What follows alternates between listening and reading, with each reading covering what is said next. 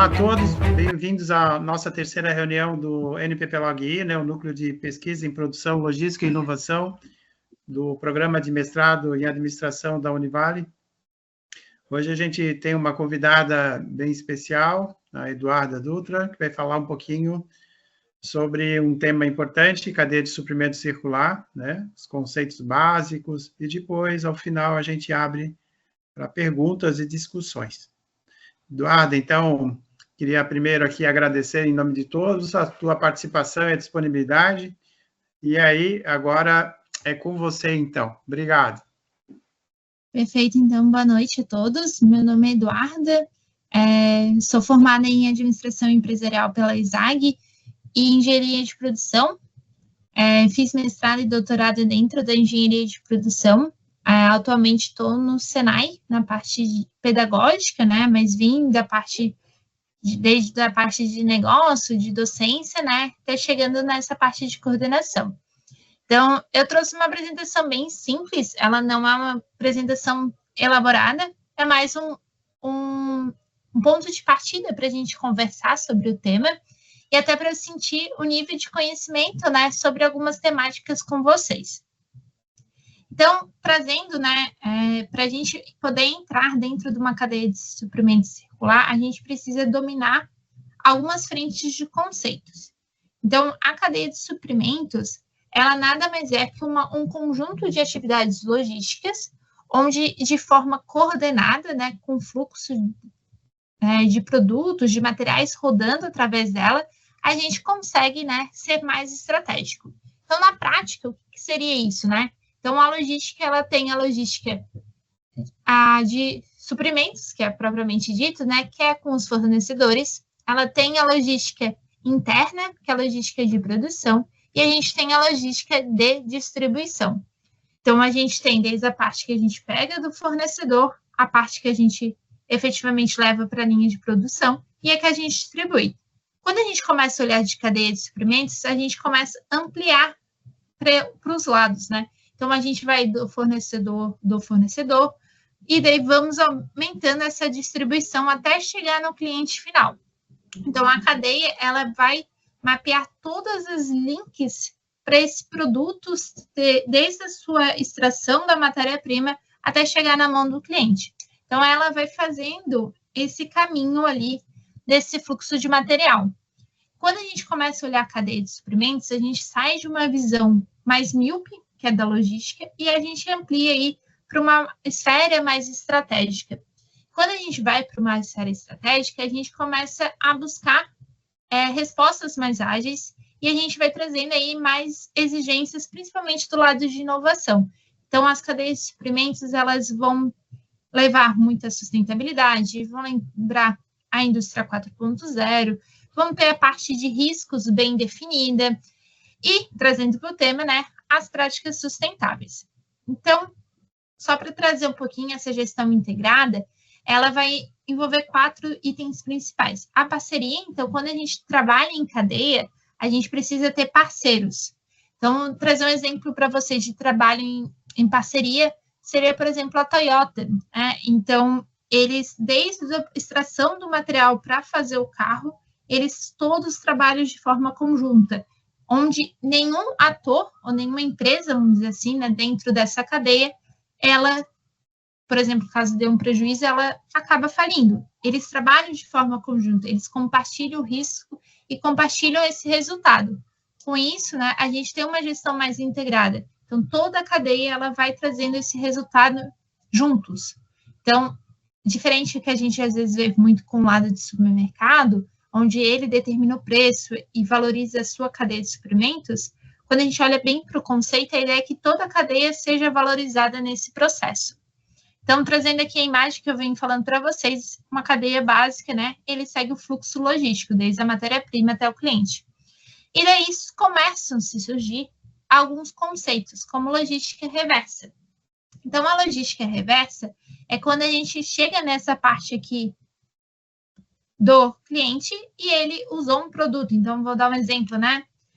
Uma folha, um livro, um caderno. Então, fui ali, usei, fiz as minhas anotações. Aquela folha não me faz mais serventia. Então, a logística reversa uma das esferas, que é a logística reversa de pós-consumo. Após eu consumir esse material, eu vou descartar ele. Isso pode ser desde uma lixeira ou dentro dos princípios da logística reversa, eu vou tentar dar outro aproveitamento para essa folha, ou fazendo um produto, ou reutilizando, reciclando ela. Outra logística que a gente tem de reversa é a de pós-venda. Então, por exemplo, eu comprei um celular e ele apresentou um defeito. Então, eu vou reencaminhar para a indústria para arrumar esse defeito e ela vai me devolver o produto ou um novo produto. Então, existem essas duas logísticas reversas que a gente tem dentro da cadeia de suprimento.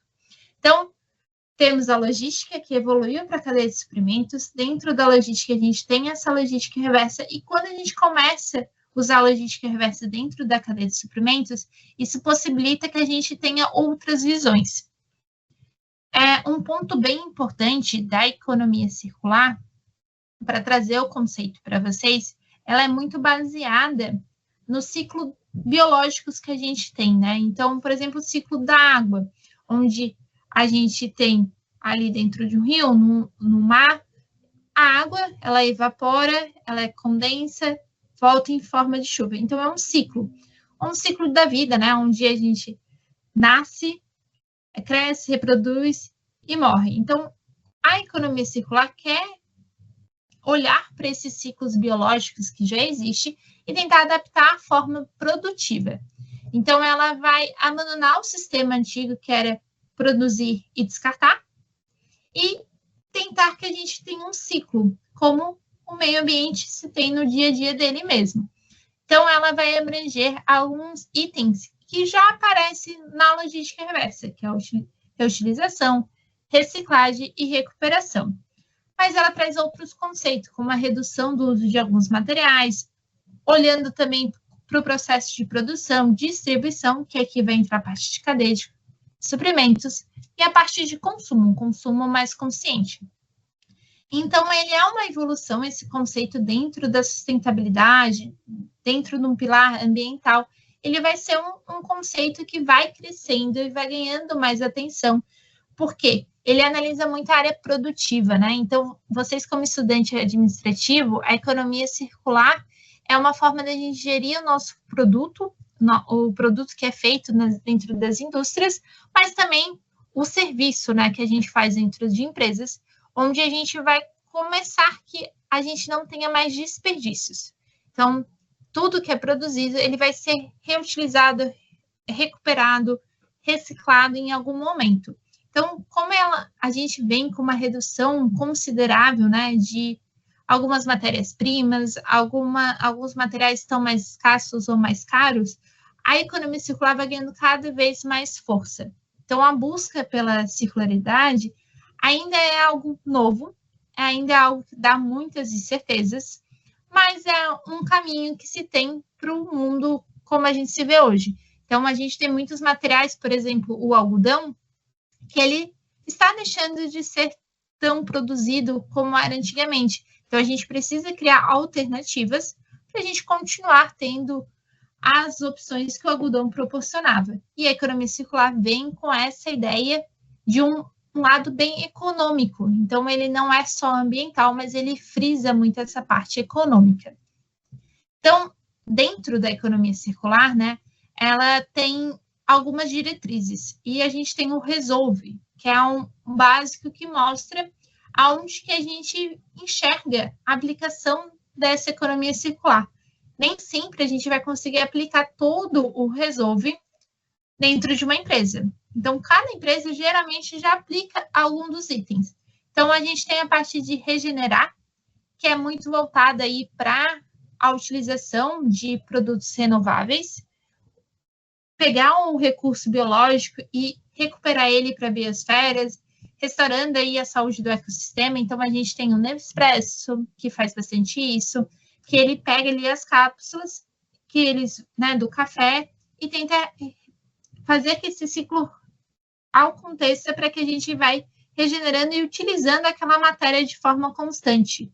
Então, sempre tem aquela matéria-prima.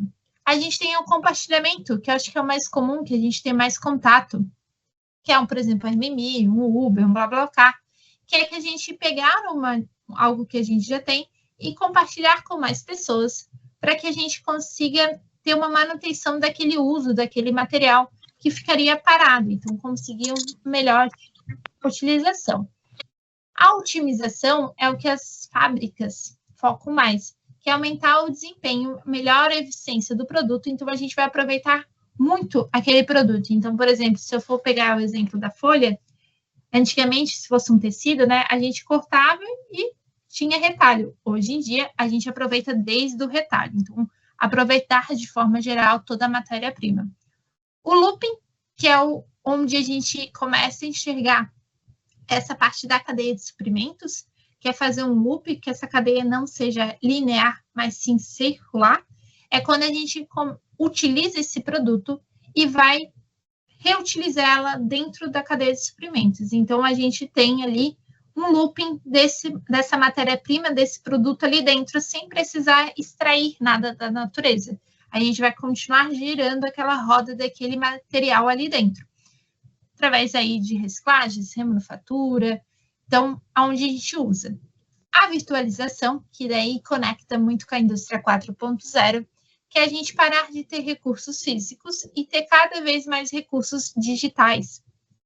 Então, hoje em dia, né, a gente acaba lendo livros mais pelo Kindle, a gente escuta música não comprando tanto mais CDs, então, não imprimimos mais tantas fotos, porque esse lado virtual nos ajuda nessa pegada ambiental. E, por último, né, a gente tem a troca, que é trocar produtos que não possibilitam, né, a gente reciclar, ou para novas tecnologias que nos possibilitam usar outros tipos de matéria-prima para fazer o mesmo produto. Então, por exemplo, a impressora 3D, né, a gente consegue imprimir casas, hoje em dia, usando a impressora 3D com produto que a gente é mais fácil extrair da natureza e também é um produto mais fácil de produzir, que gera menos pegada de carbono. Então, principais práticas que são assentadas dentro do artigo, né? Então, gerenciamento de resíduos, que vem uma pegada muito de logística reversa de pós-consumo, utilização de material orgânico, os 3 R's, que é reciclar, reduzir, e daí a gente tem alguns lugares que bota reutilizar, alguns falam em remanufaturar, as energias renováveis, redução de emissões, produções mais limpas, design verde, que é basicamente olhar para um produto, e isso faz parte da logística, para possibilitar essa cadeia de suprimento, a gente precisa olhar todas as frentes, né? E uma delas é fazer produtos que possibilitem a gente reutilizar uma peça, remanufaturar uma peça. Então, para isso, a gente precisa olhar para esse produto e desenhar ele, criar ele de uma forma que possibilite isso, facilitar essa logística reversa, facilitar esse retorno desse resíduo. Então, o design verde é um olhar diferente para o produto, para a gente conseguir utilizar melhor cada um dos componentes. O resolve, que eu já falei com vocês, né? A logística reversa também e a bioeconomia, que eu uso aí para reduzir impactos ambientais. Então, basicamente, né, a matéria-prima ela entra em algum momento nessa cadeia de suprimentos e através do design mais ecológico de uma produção que tem um olhar de redução, né, dessa pegada de carbono, usando energias renováveis, uma distribuição que vai usar um carro elétrico, que vai buscar menores caminhos logísticos, então vai usar modais que utilizem menos combustíveis fósseis, um consumo mais consciente, e daí aqui no consumo mais consciente a gente começa a ver a parte ali de bazar, a parte de brechó, por exemplo, na parte de roupas, reutilização de materiais para construção de outros produtos. Então, trazendo um exemplo aqui para vocês, todo mundo já comprou comida em restaurante e vem naquelas caixinhas de isopor, né, que a gente coloca comida. Essa caixinha de isopor, quando ela é higienizada, ela sofre processos de reutilização e a gente faz moldes de quadro. Então, tem até um quadro aqui do lado. Essas molduras aqui são feitas através desse tipo de material. Rodapé de casa também pode ser feita com isso. Então, é dar um outro olhar para o material. E, principalmente, né, o reparo e o reuso. Então, vamos supor que eu tenho um celular e ele estragou uma peça, e eu vou reutilizar essas peças para fazer outra coisa, ou vou reusar o mesmo produto, trocando apenas uma peça. Sim, às vezes ainda terá resíduos, mas teremos cada vez menos resíduos. A reciclagem, né, que é uma das últimas opções que a gente acaba fazendo, e a matéria-prima entrando cada vez menos. E esse é um circular, é uma economia que ela vai circulando. A gente vai tendo, aproveitando tudo que aquele material possibilita. Então, a gente vai extrair o máximo de recurso daquele material. Então, eu trouxe um exemplo para vocês, que eu acho que só deixou, de um vídeo, depois, se vocês quiserem olhar. É um vídeo bem legal, ele mostra... Ele não carregou aqui. Depois eu compartilho com vocês, mas é um vídeo bem legal, onde a gente demonstra como funciona isso dentro de uma empresa de... só deixa eu lembrar o nome certinho, que faz geladeiras, a partir de refrigeração, onde eles pegam o motor da geladeira e utilizam esse motor para fazer ventiladores. Então, ele utiliza muito a ideia da economia circular para fazer esse projeto. O que é importante a gente entender quando a gente olha para a economia circular? Que existem dois tipos de ciclo, o biológico e o técnico. O biológico é quando a gente começa a olhar para processos naturais. Então, utilizar esse material de uma forma circular sem perder o valor dele, como um sistema vivo mesmo. O técnico são materiais que não são biodegradáveis e a gente precisa pensar em uma solução diferente para eles. Manter esse recurso mais tempo possível girando nessa cadeia de suprimentos. Então, trazendo para vocês aqui, né? Um exemplo do biológico seria a Natura. Então, nos próximos slides eu vou trazer para vocês um pouquinho mais de detalhe, mas a Natura faz muito isso com a Amazônia, com cuidado, né? Com a utilização da floresta em pé. Então, tem um vídeo ali que também posso explorar depois com vocês, que nesse vídeo ele traz, né, que vale mais a pena manter a floresta em pé, gerando frutos para eles utilizarem dentro dos produtos dele. Então, eles cuidam de todo um ambiente externo e fazendo que isso seja regenerativo. Então, eles não precisam mais cortar a árvore. Eles viram uma árvore que antes eles usavam o material como uma seiva, e agora eles estão usando para um sabonete, para um shampoo. Então, trazendo para cá, né, o ciclo biológico, ele vai trazer a extração de matérias-primas, a digestão anaeróbica, biogás, a parte de agricultura e coleta. Quando a gente vai para um lado mais técnico, a gente vai ter que prolongar cada vez mais esse material, porque são materiais finitos, eles têm um tempo que a gente vai conseguir ter esse material na natureza, tipo o petróleo. Então, a gente precisa cada vez mais compartilhar, prolongar esse tempo, reutilizar, renovar, remanufaturar, para ele ficar mais tempo girando aqui dentro e mantendo esse material. Então, a Philips traz bastante esse exemplo para a parte de hospitais, onde eles compartilham alguns equipamentos que antes a empresa precisava comprar, isso aí é também muito caro para a empresa, eles começaram a ter um estoque e eles vão fazendo essa manutenção. Então, trazendo o primeiro da Natura, né, floresta em pé, onde eles usam cada vez mais ingredientes naturais que são da própria floresta, sem necessidade de cortar, de tirar ali essa frente, levando aí para uma regeneração do ecossistema como um todo.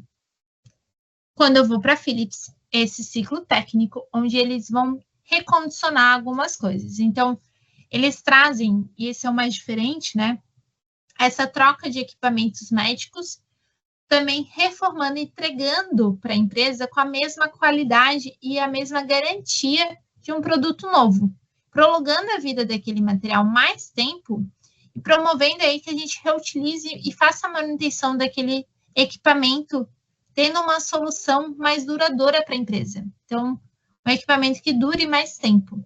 Assim, aquele que iria para um descarte em 1, 2 anos, consegue ficar inativo há 5, 6, 7 anos.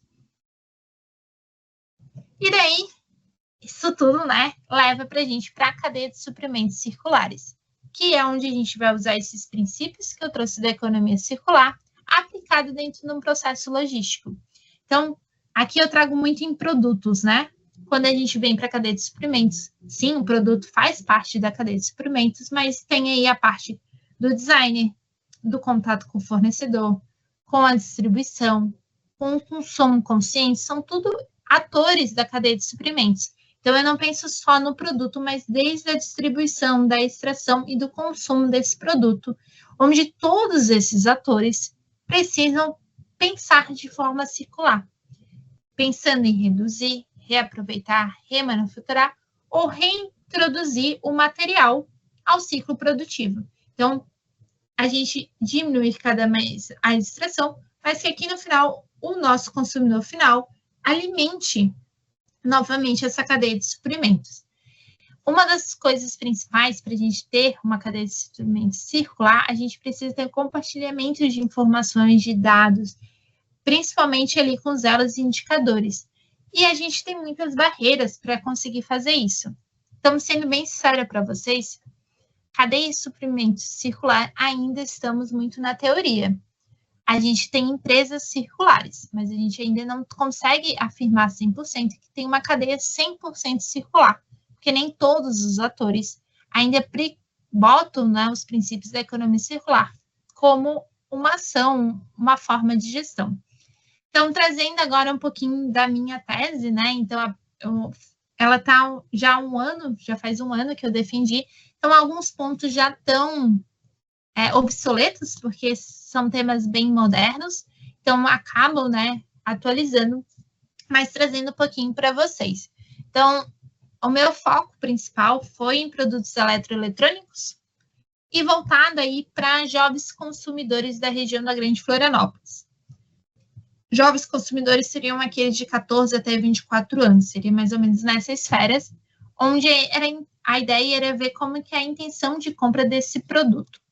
Então, nós focamos, né, quando eu fiz a minha tese, eu e minha orientadora, nesse tipo de cliente, nesse tipo de compra, com objetivos específicos aí de mapear as atividades da economia circular e o pilar social, porque para eu entender como funciona esse consumidor, eu precisei olhar para o pilar social da sustentabilidade, o desafio de adoção, as interligações, né, desses desafios com a perspectiva do jovem e a elaboração do modelo conceitual.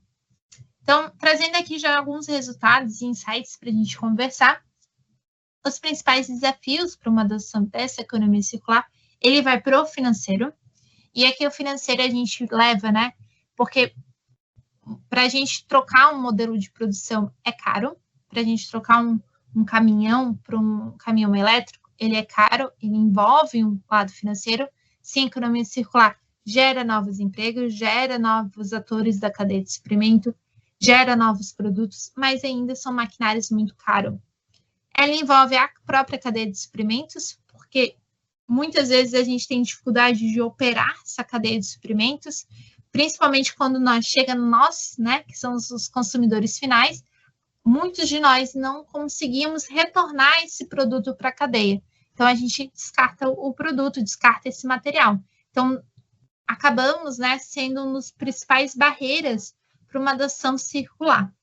A parte social e consumidor, exatamente por isso, né, a gente não olha a parte de economia circular, ela não é difundida, ela não é aprendida em escolas. As tecnologias, então, existem muitas possibilidades, mas as tecnologias ainda não estão sendo desenvolvidas ou ainda não tem pessoas em todas as empresas capacitadas para tocar.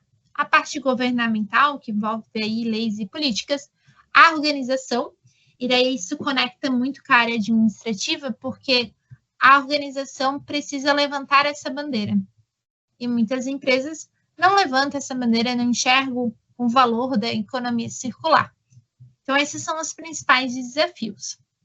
Então, quando eu fui para a minha tese, né, a gente analisou, voltado para o cliente, então focou em alguns específicos, que foi mensurar alguns fatores com que eles viram, que seria a qualidade desse produto que passa, né, por um processo de economia circular, a própria logística reversa, marca, conhecimento, vida útil do produto, moda, cultura e confiança. Então, ver se a intenção de compra desse consumidor com esses fatores é influenciado, né?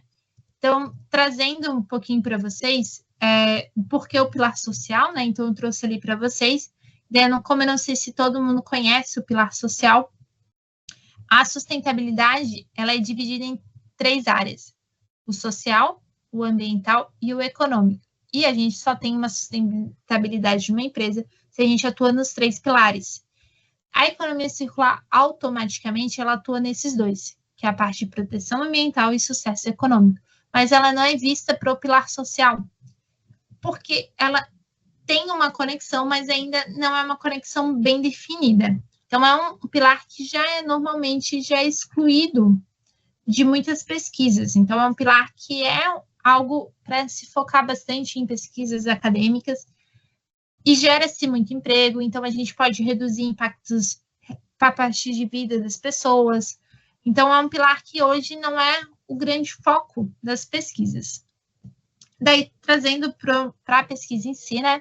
Então, como que eu fiz, como que chegou nesse resultado? Então, a gente fez uma revisão de literatura, foi utilizado 4 métodos diferentes para a gente conseguir fazer um mapeamento bem completo da literatura, que a gente teve que focar em pilar social, sustentabilidade, desafio e economia circular. Fizemos um mapeamento dessas práticas e desafios, aplicamos o DEMATEL, né? Elaborei o modelo teórico, validei essas hipóteses, fizemos a análise do modelo e a contribuição para a literatura. Então, trazendo os principais resultados para vocês, né? Voltado aí para os jovens. Então, a gente reparou que o principal resultado é a falta de consciência e conhecimento do consumidor. Então, a maior parte dos jovens, né? 90% dos jovens não conhecia o termo de economia circular, não é um termo difundido. E todos os que foram escolhidos, tá? São consumidores que são funcionários de indústrias, então eles estão dentro da indústria como jovens aprendizes, e são jovens que têm assuntos, né, voltados para capacitação industrial. Então, a gente pegou lá no final do curso e a gente viu que existe sim uma defasagem ainda muito grande para esses temas mais sociais, de a própria economia circular, sustentabilidade ainda muito focado só no lado financeiro, né? Após a explicação, então a gente fez alguns tipos de aplicações, né? A gente reparou que 76% deles reconheceram o benefício da economia circular. Então, muitos não olhavam para esse lado por falta realmente de conhecimento. Só que o público associa a economia circular principalmente com a reciclagem e produtos usados, onde a marca ela é muito importante para eles sentirem confiança e qualidade. Quando é uma marca conhecida, a intenção de compra aumenta. Quando é uma marca não conhecida, a intenção de compra diminui, porque não se confia nesse produto.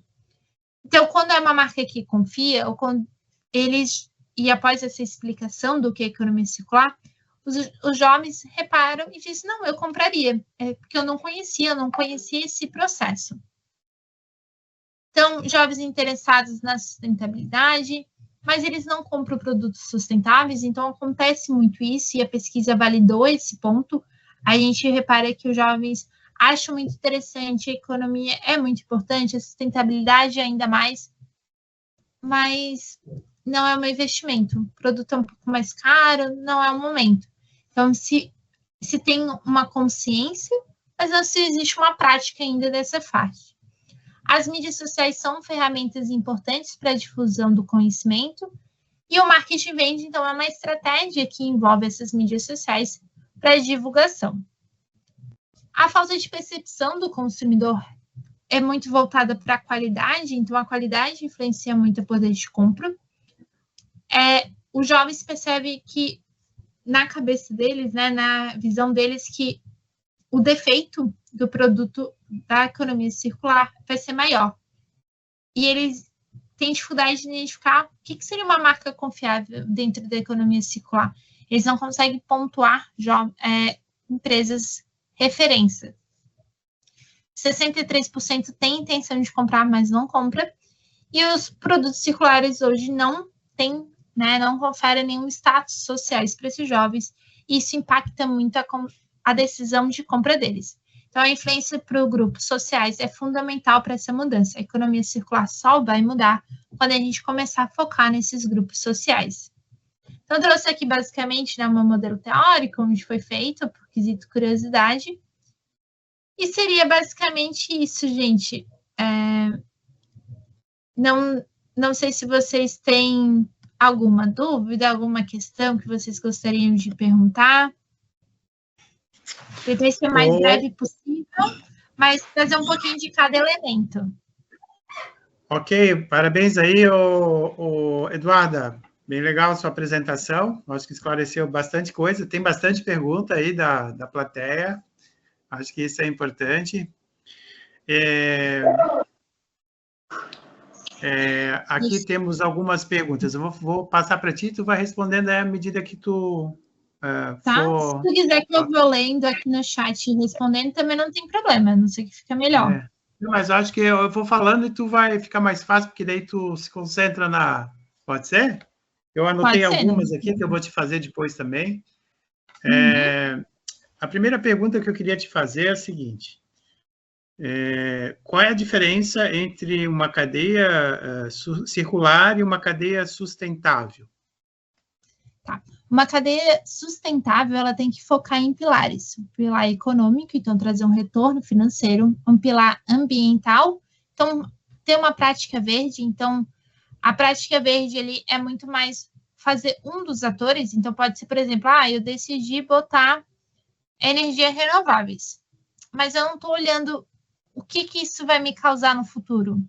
Eu não estou olhando se essa energia renovável, essa bateria que eu botei às vezes, como que eu vou reutilizar, o que eu vou fazer com ela quando acabar o fim da vida dela. E a economia circular, ela olha para o fim da vida dos produtos dentro da cadeia circular. Por isso que, quando eu falo ali, ela é muito utópica ainda, porque a gente precisa, todo produto que a gente cria, a gente precisa saber que ele vai ter o fim da vida útil dele ao início da próxima vida útil de outro produto.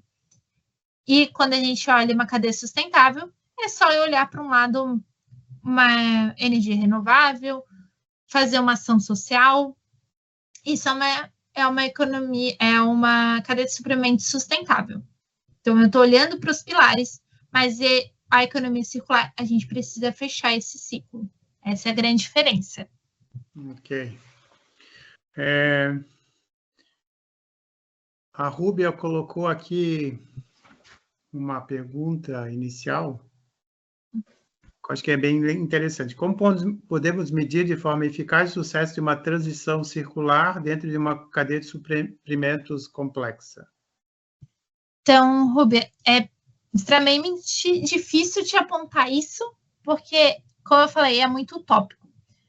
A gente vê artigos que falam sobre isso, mas eu vou ser bem sincera contigo, eu nunca consegui ver a prática disso, tá? Visitei empresas, visitei muita indústria por causa do meu trabalho, que fazem práticas sustentáveis, fazem práticas circulares, mas é a minha prática. Eu estou olhando ainda muito para a minha empresa. Eu não consigo ver isso aplicado numa cadeia.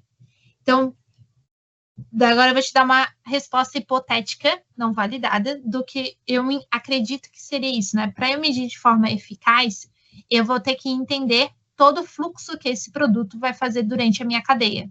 Então, por todos os atores que ela vai passar, e principalmente quando chegar no consumidor final, como que vai ser o retorno desse material para a minha cadeia e o que eu vou fazer com esse material para prolongar a vida dele.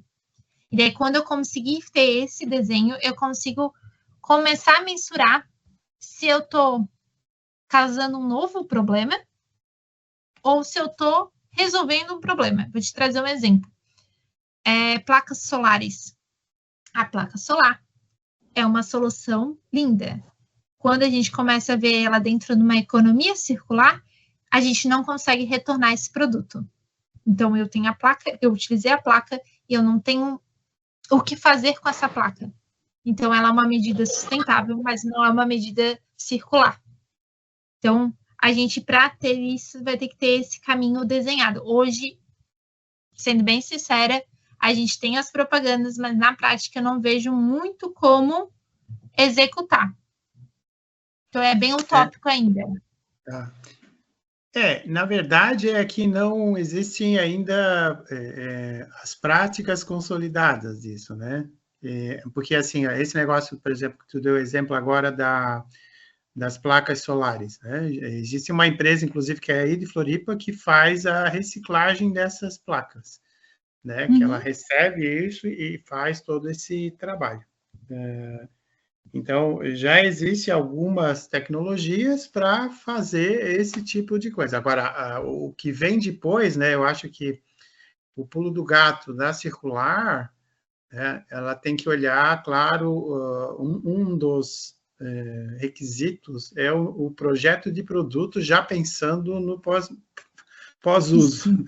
Essa é a primeira coisa. E outra coisa que vai mudar é a questão do modelo de negócio, e o que vai mudar também é a estrutura da cadeia, que, como tu falou, vai ter que ter toda essa colaboração, que já não é fácil fazer hoje essa colaboração, né? E para chegar na cadeia, eu acho que esses seriam as barreiras maiores, assim, né?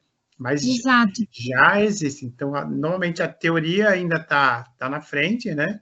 Mas isso, vamos dizer assim, como tu falou, né? A questão empírica, né, da aplicação desses modelos ainda está muito teórica, não existe uma coisa. Aí tu tem ali, tu apresentou, acho que uns exemplos interessantes, né? Principalmente ali da Philips. A Philips tem uma visão, assim, os holandeses estão realmente na frente, e pode ver que eles usam já essa questão de receber o produto de volta, eles fazem toda uma remanufatura e fazem depois um leasing para entregar. Então, isso mudou o modelo de negócio, mas aí teve esse gancho do coisa.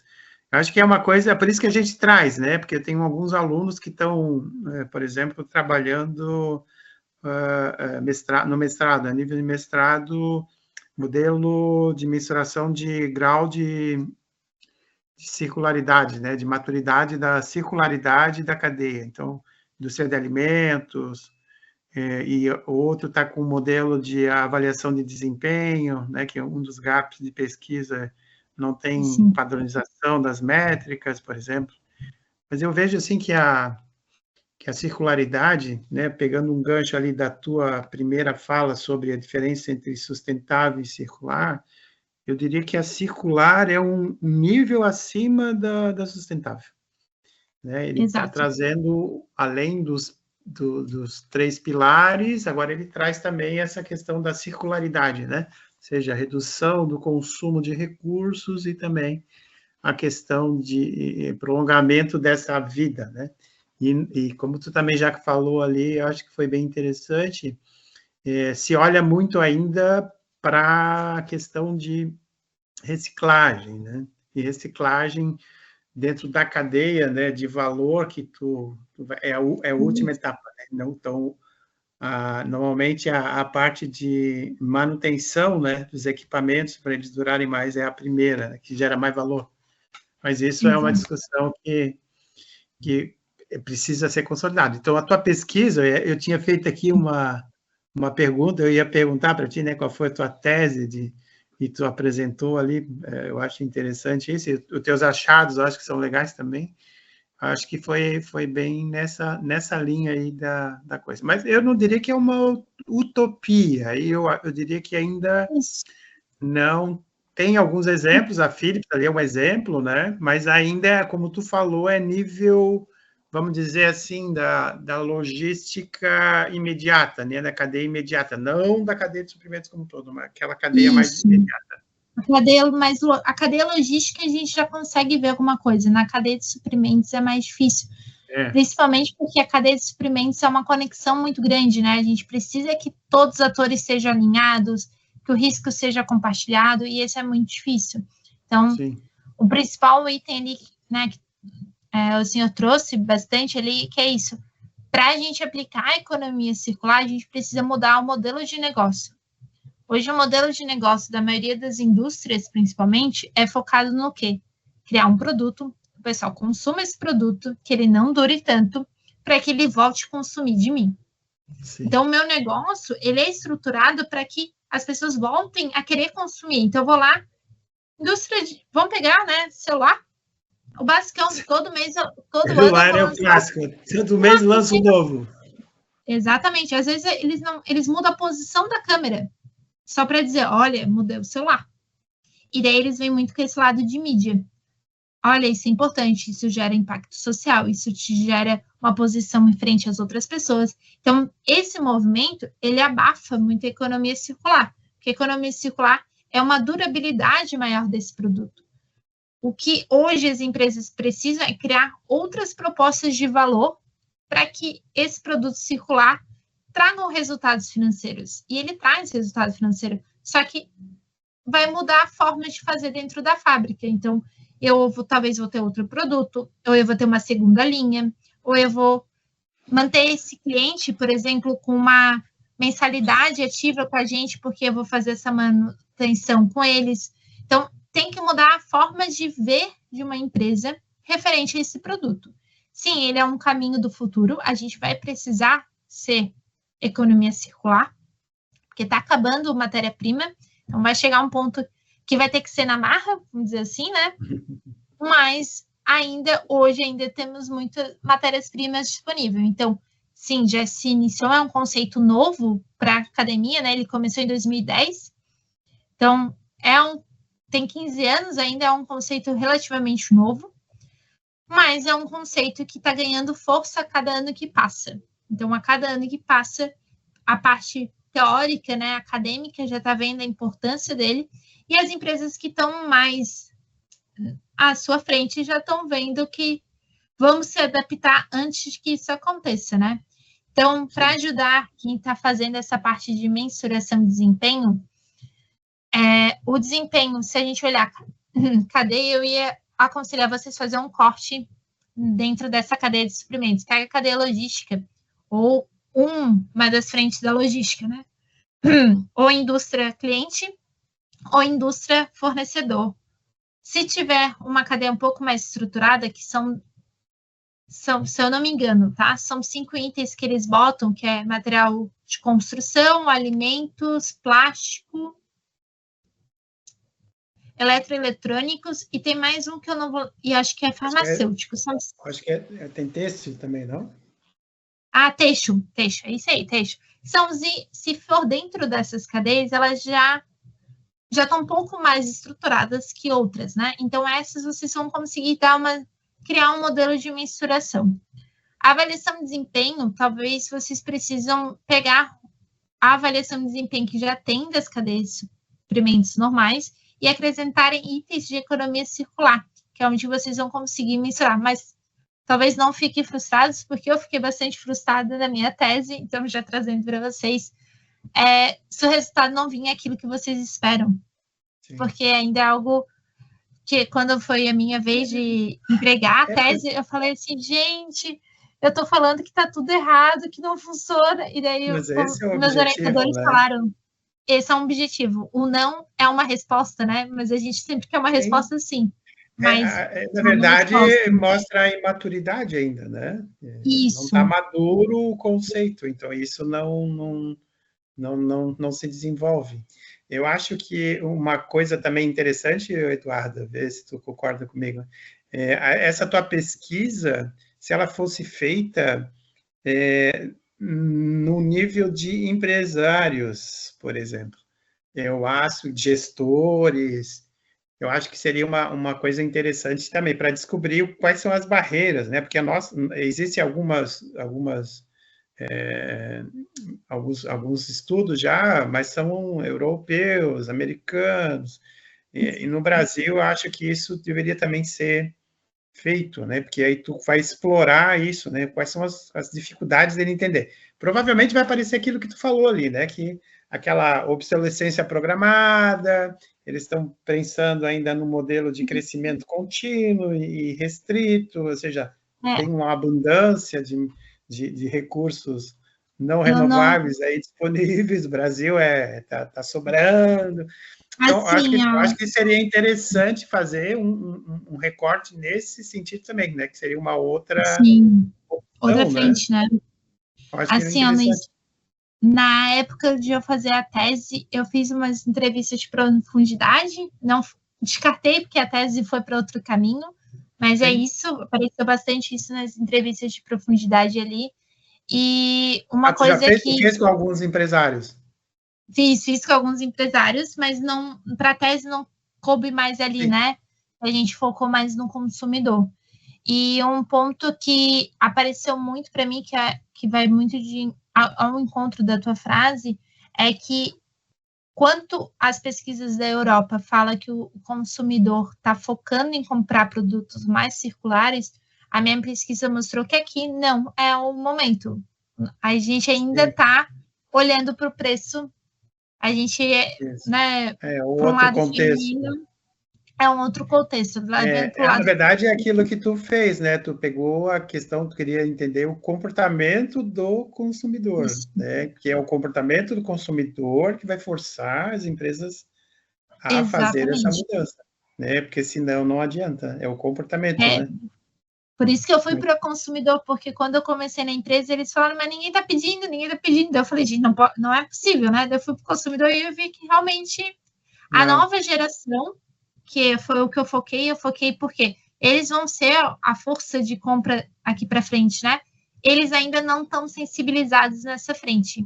Eles ainda estão pensando muito no preço e no status. Então, essa é a grande conclusão que cheguei, né? Então, que o status, o lado social é muito importante para eles e o lado financeiro também. O financeiro é compensado pelo status. Então, quando a economia circular se tornar um status, o financeiro não vai pesar tanto, né? Então, o status hoje é um principal. E daí a gente pode ver bastante agora com os carros elétricos, né? Então, por exemplo, no meu laboratório, na época, a gente começou em 2017 a discutir carro elétrico. E daí todas as respostas de pesquisa daquela época é que nunca isso ia emplacar no Brasil, que não ia funcionar, que aqui a gente não quer, a gente gosta do carro com motor. Quando veio os carros elétricos e eles vieram num preço mais alto e o pessoal com mais poder aquisitivo começou a comprar, hoje a gente já tem uma disfunção desses carros elétricos. Porque daí o pessoal quer adquirir um carro elétrico. Tem no Uber também, já tem no Uber. E daí quando eles querem adquirir, que eles começam a ver que vale a pena financeiramente. Mas o primeiro item é, aquele lá teve, eu também quero. Então, comportamento, né? O comportamento ainda é muito importante muito forte isso. Tem uma pergunta aqui também do Marcos. Economia circular e logística reversa são complementares quando falamos em sustentabilidade, mas de que forma hoje melhorar o relacionamento para melhorar a destinação e reaproveitamento? Eu vou dizer que a logística reversa foi a primeira amostra do que poderia ser uma economia circular. Então, ela tem duas frentes, né? Que é um fechamento de um ciclo. Só que ela pensava muito em fechar o ciclo, mas ela não pensa tanto no que fazer com esse material quando retorna. Então, eles reciclavam ou só descartavam no lugar correto. A economia circular usou a logística reversa como base para olhar e dizer, eu vou girar isso, eu não vou só fechar um ciclo, eu vou fazer que ele gire ali dentro, para me trazer retorno financeiro. Porque a logística reversa nem sempre trazia retorno financeiro. Então, muita empresa achava que era um custo extra que tinha que fazer. Porque uma lei exigiu, ou porque precisava, e a economia circular falou, não, é só um modelo econômico diferente.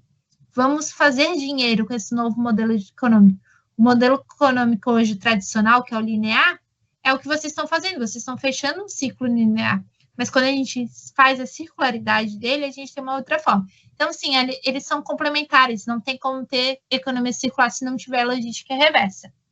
Com certeza. E daí, ali, a segunda pergunta é, hoje, melhorar o relacionamento para melhorar a destinação e aproveitamento. Sim, precisa, para a gente conseguir que a economia circular funcione, a gente precisa da logística reversa e a gente precisa, principalmente, desse relacionamento. A gente precisa que os atores se conversem para que a gente faça que o autor que recebe esse material, né, esse que está no fim de uso, ele consiga pensar em destinações corretas.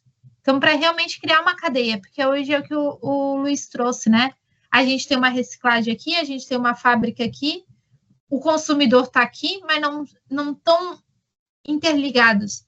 E a economia circular vai trazer essa interligação entre eles. Então, sim, a gente precisa melhorar o relacionamento, porque o cadeia de suprimento nada é que um relacionamento, né? É um relacionamento entre atores. Então, sim, a gente precisa melhorar para que a gente consiga ter o melhor reaproveitamento dos materiais. Vamos dizer assim, a característica básica da cadeia, né, é coordenação e colaboração. Então, esses são, vamos dizer assim, fatores primordiais, senão você não consegue. E quando tu vai para essa questão da logística reversa, isso fica mais forte ainda, né? Porque se a fábrica que vai fazer a reciclagem, ela não tem uma demanda, um suprimento de forma contínua, ela começa a falhar, né? Ela não vai ter essa questão. E quando tu fala ali também, eu acho que a economia circular, ela trouxe duas coisas importantes, que é a questão do ciclo fechado e do ciclo aberto, né? Ou seja, tu usa, como tu deu um exemplo da embalagem lá da comida, né? Que eles usam para outro tipo de cadeia, né? Ou seja, aquele produto que saiu como um resíduo de uma cadeia, aí esses são os loops abertos. E aí ele entra em outra cadeia para abastecer, para fazer outro tipo de produto. Então, existem vários elementos. Então, acho que essa grande diferença também que traz, né? Ele abre o loop para usar aquele resíduo, né? Para alimentar outra cadeia, que não é aquela mesma. Então, o fechado, que é o que a gente olha, normal, né? Que é o que ele fecha e volta, mas tem essa opção também do aberto, ok? Isso eu estava até vendo ali, acho que a Rúbia colocou uma pergunta, se é possível estruturar uma cadeia de suprimentos, né, ou sempre vai ter elementos lineares. Hoje, sempre vai ter ainda elementos lineares, mas o intuito é que a gente vai amadurecendo em tecnologia para que a gente elimine os elementos lineares ou reduza. Então, a própria economia circular sabe que vai ter elementos, principalmente de entradas de materiais, e vai chegar um ponto que o material ele não tem mais o que fazer com ele e a gente vai destinar para o lugar correto. O que eles querem é que cada vez reduza isso. Então, a própria economia circular sabe que nem sempre vai ser 100% circular, mas o pensamento, o modelo de negócio precisa ser circular. Eu diria até que não só o modelo de negócio, né? Antes do modelo de negócio é o modelo mental que tem que mudar. Senão não tem como fazer a mudança, né? E aí o modelo mental eu acho que começa na demanda, né? No comportamento, e isso vai gerar dentro e vai se espalhar pela cadeia.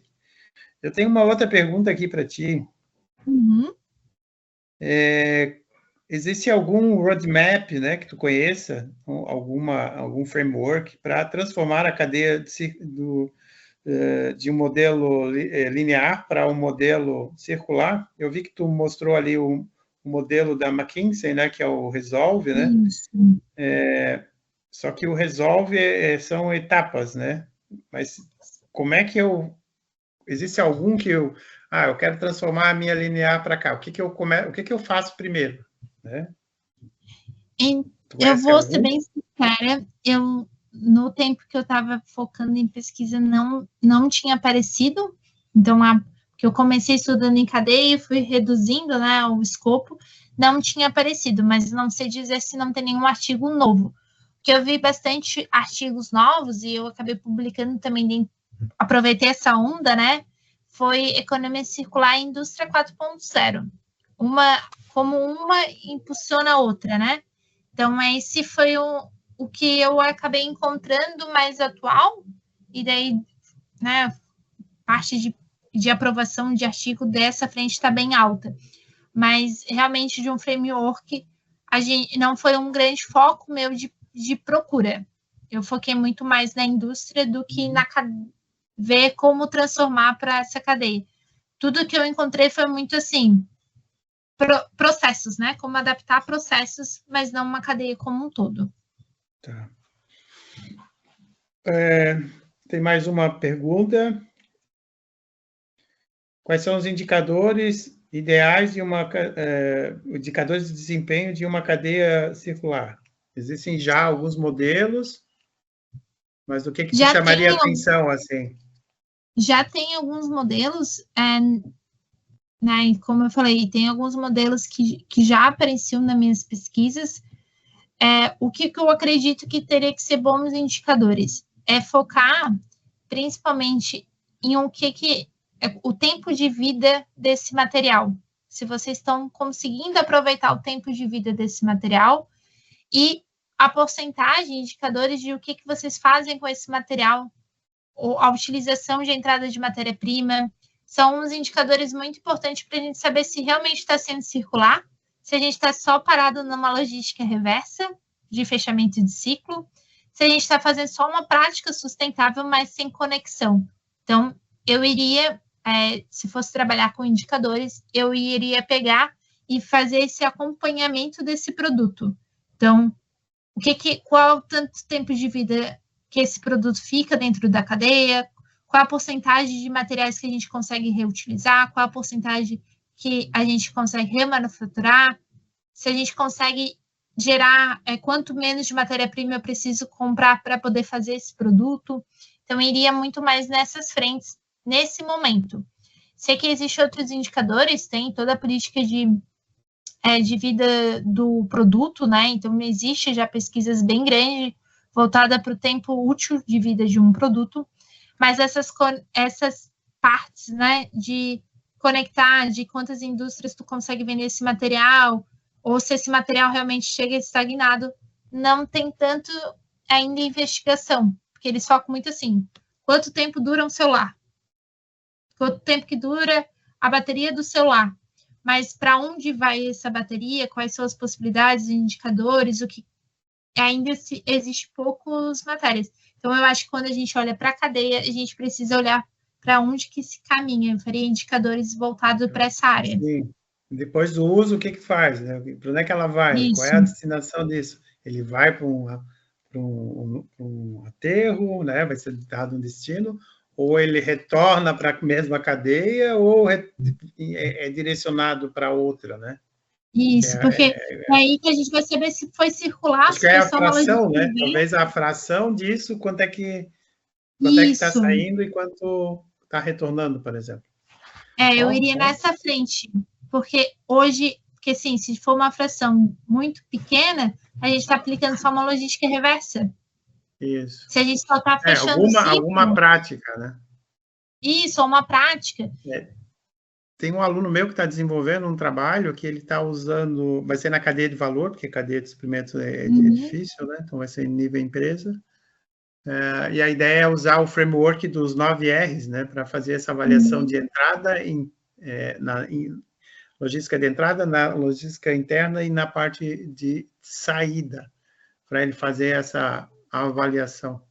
Acho que é uma forma legal. E tem o outro lá que está fazendo essa questão da medição, né? E aí, para ver essa questão, além da sustentabilidade, acrescentar indicadores de circularidade, tanto na entrada, dentro e na saída, né? Que seria essa nova, o diferencial, né? Esse diferencial. É que, na verdade, pegar o que já tem de sustentabilidade e agora só ampliar, né? Porque a sustentabilidade é a prática isolada. Agora é ver se essa prática tem algum tipo de conexão, né? Eu acho que essa conexão é que a grande chave, né? Como fazer isso andar. Então, eu acho assim que essa nossa reunião, eu acho que é legal por isso, né? Porque tu começa falar sobre um fenômeno que é esse e tu começa a ter várias ideias após as discussões, né? Porque dá para ir para vários caminhos, várias frentes de pesquisa, né? Que você pode fazer nesse sentido que você trouxe, assim, né? Eu acho que essa é a riqueza do negócio, né? Então tem aí para avaliação de desempenho, medição dessa questão de roadmap, de mudança, de transformação. São frameworks, eu acho que são interessantes. essa questão aí de barreiras dentro do contexto brasileiro, né, indústria, né? Claro que vai ter empresa mais desenvolvida, mas praticamente as maiores, né? Mas aí é mais voltado ainda para práticas do que não tendo essa visão, né? Porque não interage com o desenvolvimento do produto, não interage aí com o modelo de negócio, nem com reconfiguração da cadeia, né?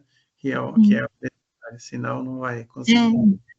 E daí é engraçado como a gente vê como que foi o Marcos que falou, né, como vem a evolução. Por exemplo, eu vou trazer da minha pesquisa, né, eu comecei a pesquisar em 2016 para 2017, e eu comecei com o tema de logística verde, não, logística reversa, passei para logística verde, fui para cadeia sustentável, cheguei na economia circular. Então, a gente também vai ganhando esse grau de maturidade, né, porque eu até abri agora aqui do lado para relembrar os títulos dos meus artigos, e daí dá para ver isso. Começa com a logística reversa, vai para a logística verde, entra na economia circular, envolve aí Objetivo de Desenvolvimento Sustentável, Economia Circular e Indústria 4.0, e eu acho que é bem isso, né? A gente vai caminhando cada vez mais agora para mensurar, porque essa parte de construção de modelos, a gente consegue fazer ainda muito em estudo de caso. Então, aplicar numa indústria é um caminho bem legal para a gente ter uma noção, né, de que estamos no caminho certo, né? Eu acho que é muito legal, e trazer o cenário brasileiro também é muito importante, né? Porque a gente só tem um cenário externo, e o nosso cenário aqui, temos algumas empresas já com algumas ações, então é importante que a gente comece a abrir esses caminhos também. Sim, ótimo. Alguém mais quer fazer alguma pergunta? Não? Então, o Marcos está aí. Então, tá. Eu acho que foi bem interessante, né, o Eduardo? Agradeço aí a tua disponibilidade novamente. Eu acho que foi bem enriquecedor. Eu acho que é um tema novo, por isso que a gente está trazendo, a gente traz todo mês, né, essa reunião. O próximo mês a gente vai falar sobre modelos de negócio de plataforma, Legal. Que é uma coisa também nova, né, que são uma coisa interessante. Tem um cara bem legal, que é um cara que trabalhou na McKinsey, que eu acho que ele vai fazer. Depois eu mando o convite para você também, se você tiver aí, passar para o pessoal também. Passo lá o professor Taboada também, meu parceiro, tá? Eu acho que foi muito valioso, assim, essa tua contribuição aí com a gente, né? Então, a gente agradece e fica à disposição também, né? Quando passar aqui por Itajaí, nós estamos aqui, estamos de portas abertas aí para você, né? E talvez no futuro aí também você participar de outros eventos com a gente, ok? Perfeito. Se vocês quiserem conversarem, hoje, sim, esse foi o grande foco da minha pesquisa, né? Mas também atuo na parte de docência, tenho bastante contato com indústrias, né?